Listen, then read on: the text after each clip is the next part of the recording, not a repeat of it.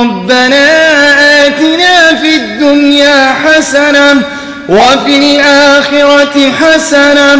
وقنا عذاب النار.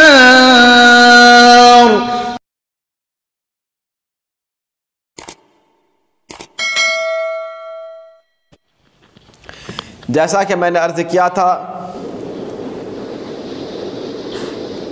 کہ انسان یہ گناہوں کا پتلا ہے، ان سے گناہ کا ہونا یقینی اور فطری ہے. اگر انسان گناہ نہ کرے تو پھر انسان ہی نہیں رہے گا، بلکہ فرشتوں کے درجے میں چلا جائے گا، جو ناممکن ہے. اللہ تعالیٰ نے ہمیں بے شمار راستے بتلائے ہیں، بے شمار ایسے مواقع ہمیں عطا کیا ہے جن راستوں پہ چل کر کے، جن مواقعوں کو ہم اپنا کر کے، جن مواقعوں سے ہم فائدہ اٹھا کر کے اپنی زندگی کو گناہوں سے محفوظ کر سکتے ہیں، اپنی زندگی کو گناہوں سے بچا سکتے ہیں اور گناہوں کے دلدل میں پھنسنے سے اپنے آپ کو ہم دور رکھ سکتے ہیں. کیونکہ جو انسان گناہ سے نہیں بچے گا، گناہوں سے معافی نہیں مانگے گا، گناہوں سے توبہ استغفار نہیں کرے گا، دنیا کے اندر بھی اللہ کی غضب، اللہ کے عذاب، اللہ کی طرف سے آنے والی مشکلات کا سامنا کرنا ہوگا، اور آخرت میں بھی ان کے لیے دردناک عذاب ہے. یہ بات ہم اچھی طرح جانتے ہیں کہ آخرت کی زندگی کا دار و مدار، اس زندگی کے اندر کامیابی ناکامی کا انحصار اور معیار ہماری نیکیوں پہ اور ہماری برائیوں پہ ہوگا. اگر ہماری نیکیوں کا پلڑا بھاری ہوگا تو انشاءاللہ اللہ کی ذات سے امید ہے کامیابی ہمیں ملے گی، اور اگر ہماری نیکیوں کا پلڑا بھاری نہ ہوا، گناہ اس پہ بھاری ہو گیا، تو ہمارا انجام کیا ہونے والا ہے اس سے ہر انسان، ہر مسلمان واقف ہے.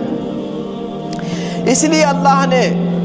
یہ اللہ کا کرم ہے، اس کا احسان ہے کہ ہمیں دنیا کے اندر موت سے پہلے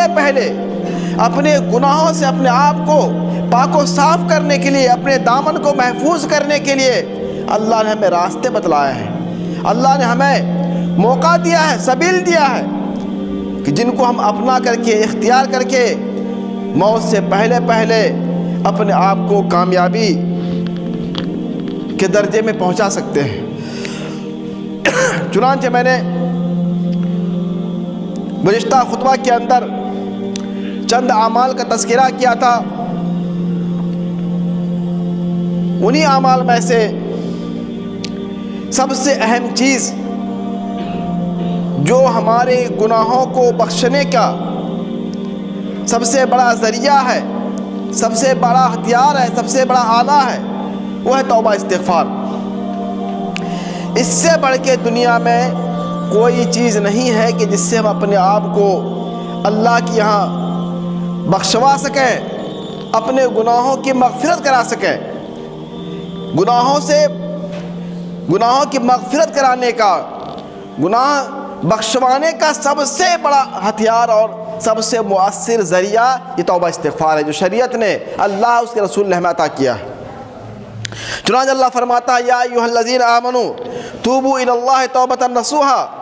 اے لوگو جو ایمان لائے ہو اللہ سے خالص توبہ کرو، توبہ نصوح کرو. نصوح عربی میں یہ لفظ، یہ کلمہ بولا جاتا ہے، کہا جاتا ہے نصحت العسل، میں نے شہد کو اس کی آلائشوں سے، گندگیوں کے پاک صاف کر لیا. جب شہد آدمی نکالتا ہے اور شہد کے اندر شہد کی مکھی کی جو پر یا گندگی جو چیز شہد کے اندر ملی رہتی ہے، جب آدمی شہد کو ان چیزوں سے بالکل پاک صاف کر لیتا ہے، ان آلائشوں سے شہد کو الگ کر لیتا ہے اور شہد بالکل خالص بن جاتا ہے، صاف و شفاف ہو جاتا ہے، تو عربی میں کہا جاتا ہے نصحت العسل، میں نے شہد کو پاک صاف کر لیا۔ اللہ تعالیٰ نے بھی یہاں پہ توبہ کو لفظ نصح کے ساتھ جوڑا ہے، توبۃ نصوح کہا ہے کہ تم لوگ خالص توبہ کرو، توبہ نصوح کرو، یعنی ایسی توبہ جو توبہ تمہاری اس طریقے سے ہو کہ آئندہ پھر تم اس گناہ کے قریب نہ جا سکو۔ اگر آدمی ایسی توبہ کرے گا، خالص توبہ کرے گا، تو توبہ اس کی قبول ہوگی اور اللہ تعالیٰ ان گناہوں کو معاف کر دے گا۔